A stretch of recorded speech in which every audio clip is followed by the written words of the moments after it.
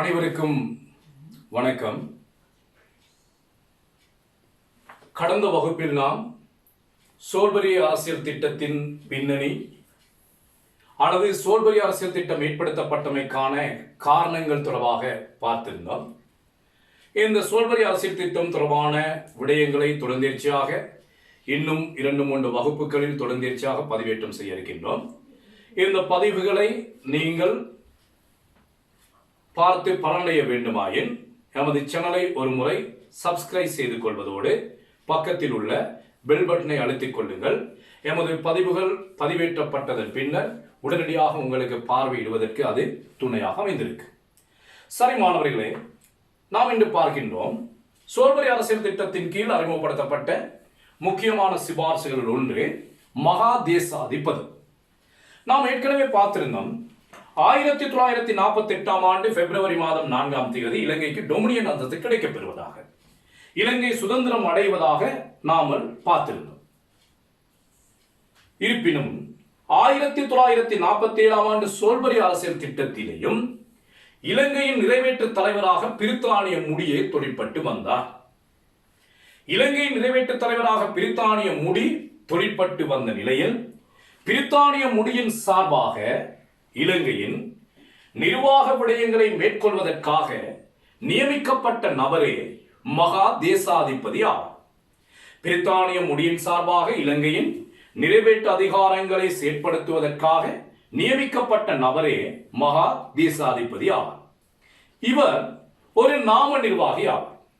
இந்த மகா தேசாதிபதியானவர் இலங்கை பிரதமரின் சொல்லுக்கும் செயலுக்கும் கட்டுப்பட்டு செயற்பட வேண்டி இருந்தமையினால் இவர் நாம நிர்வாகி அல்லது பேரளவு நிர்வாகி என அடையாளப்படுத்தப்படுகிறார். இவரின் பதவிக்காலம் 5 வருடங்கள்.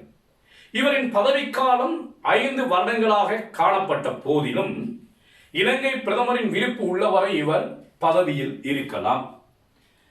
நாம் ஏற்கனவே பதவியில் இருந்த டொனமூர் தேசாதிபதியோடு 47ஆம் ஆண்டு சோல்பரி மகா தேசாதிபதியை ஒப்பிட்டு பார்க்கின்ற பொழுது சில வேறுபாடுகளை அவதானிக்கலாம்.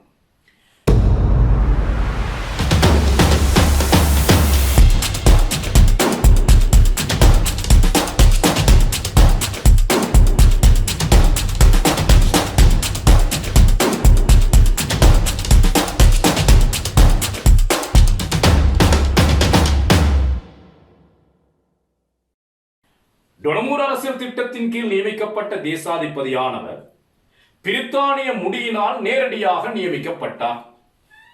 ஆனால் சோல்பரி அரசியல் அமைப்பின் கீழ் மகா தேசாதிபதியானவர் இலங்கை பிரதமரின் சிபார்சுப்படி பிரித்தானிய முடியினால் நியமிக்கப்பட்டார். இலங்கை பிரதமரின் சிபார்சுப்படி பிரித்தானிய முடியினால் நியமிக்கப்பட்டமையினால் இலங்கை பிரதமரின் சொல்லுக்கும் செயலுக்கும் கட்டுப்பட்டு நடக்க வேண்டிய ஒரு தேவைப்பாடு மகா தேசாதிபதிக்கு ஏற்பட்டது. இவ்வாறு இலங்கை பிரதமரின் சொல்லுக்கும் செயலுக்கும் கட்டுப்பட்டு நடப்பதனால் மகா தேசாதிபதி நாம நிர்வாகி அல்லது பெயரளவு நிர்வாகி என அழைக்கப்படுகிறார்.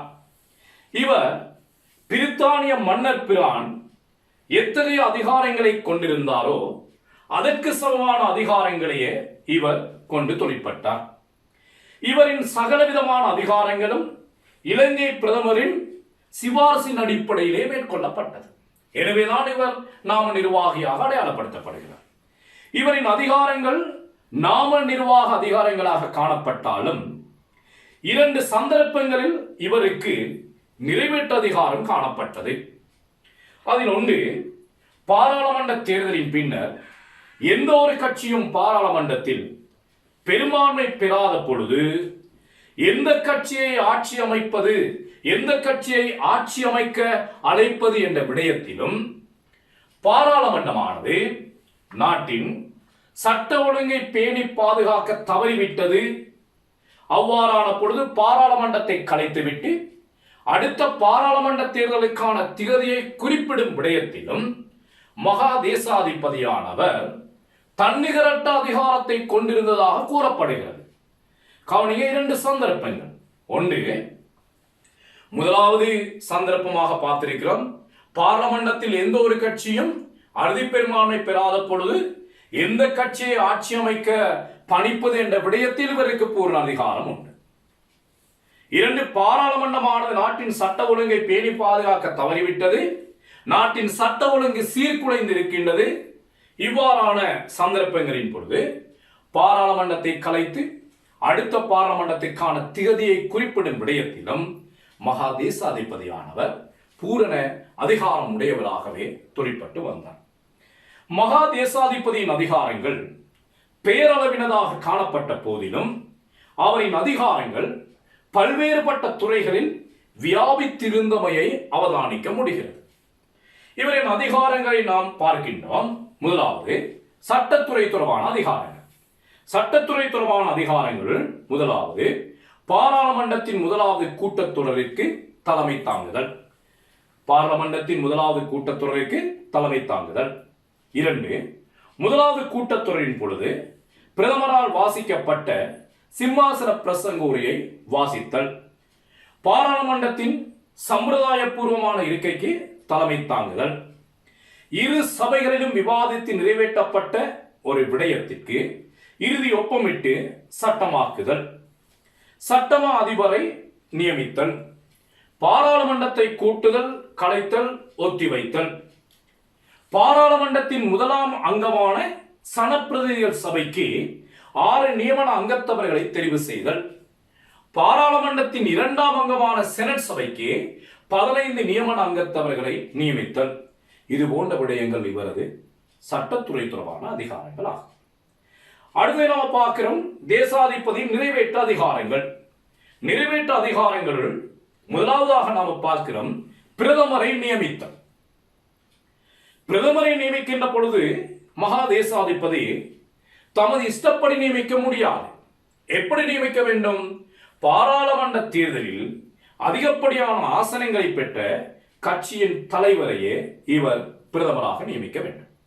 அதனைத் தொடர்ந்து பிரதமரின் ஆலோசனை கமைய ஏனைய அமைச்சர்களை நியமித்தல், அரச பொது லட்சணையை வைத்திருத்தல், பிரதமரின் சிபார்சுப்படி அமைச்சர்களுக்கான லாகாக்களை ஒதுக்குதல், உள்நாட்டு வெளிநாட்டு தூதுவர்களை நியமித்தல், இலங்கையின் திணைக்கள கூட்டுத்தாபனங்களின் தலைவர்களை நியமித்தல், பொது சேவை ஆணைக்குழு, நீதி சேவை ஆணைக்குழு போன்றவற்றின் உறுப்பினர்களை நியமித்தல், பிரித்தானிய முடியின் சார்பாக இலங்கையில் நடத்தப்படுகின்ற முக்கியமான விழாக்களில் கலந்து கொள்ளுதல், கௌரவ பட்டங்களை வழங்குதல், முக்கியமான அரச விழாக்களில் தலைமையேற்றல், இது போன்ற அதிகாரங்கள் இவரது நிறைவேற்றுத்துறை தொடர்பான அதிகாரங்கள் ஆகும்.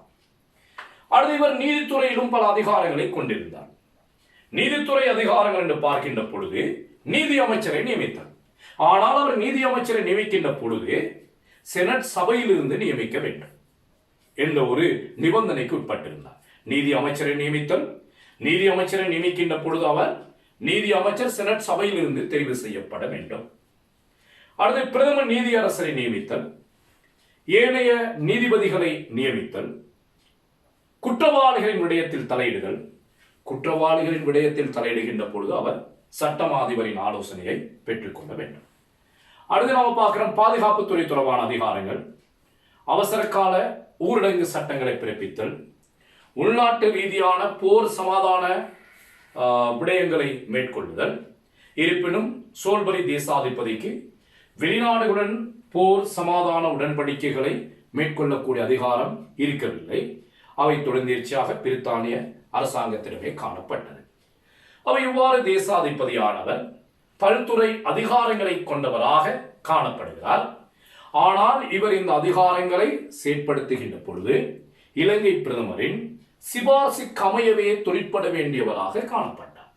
எனவே இவர் நாம நிர்வாக என அழைக்கப்படுகின்றார்.